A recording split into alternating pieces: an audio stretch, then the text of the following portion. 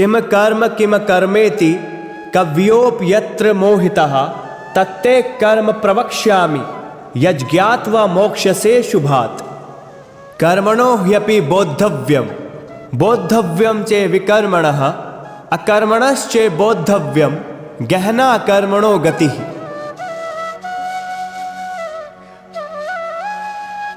कर्म क्या है और अकर्म क्या है, इस विषय में विवेकी भी मोहित हो जाते हैं। इसलिए अब मैं जो कर्म का रहस्य तुझे बताने जा रहा हूं, वह तुम्हारी इस अशुभ संसार बंधन से मुक्ति में सहायक होगा। और कर्मों का तत्व भी जानना चाहिए, क्योंकि कर्मों की गति गहन है और उसे समझना कठिन है।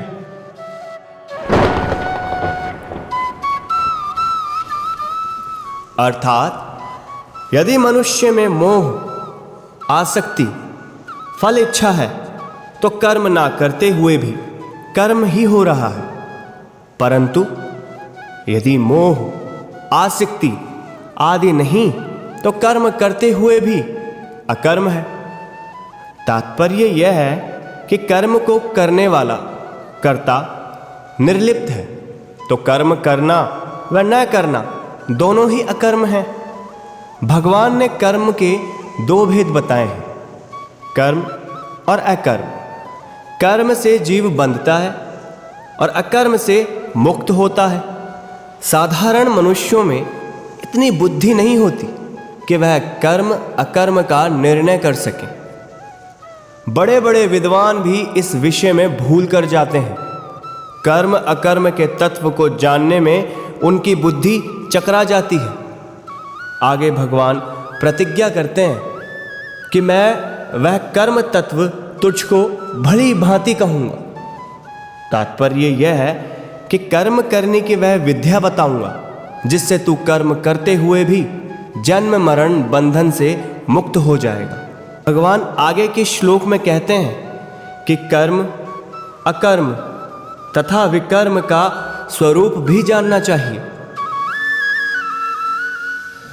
पहला, कर्म संसार की इच्छाओं की पूर्ति के लिए और भोग पूर्ति के लिए किया जाता है।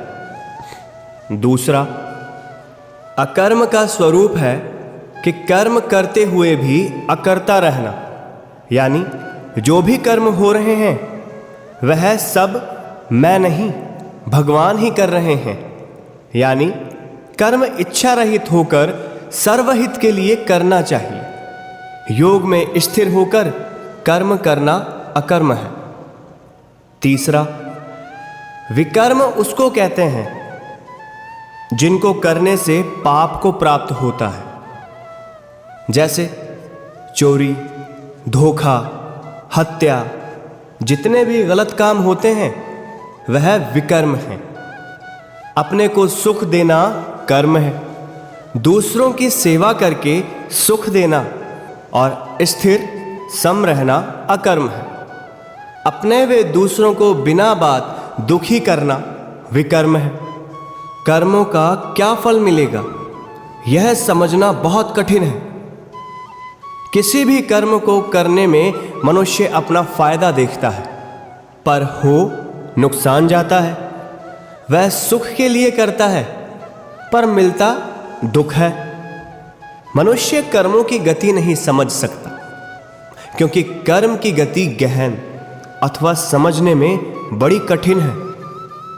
जिस कामना से कर्म होते हैं उसी कामना के बढ़ने पर विकर्म होता है, परंतु कामना नष्ट होने पर सब कर्म अकर्म हो जाते हैं। इस प्रकार सत्य ज्ञान अकर्म को जानना होता है, और अकर्म होता है कामना शून्य होने पर। कामना का नाश होने पर विकर्म होता ही नहीं।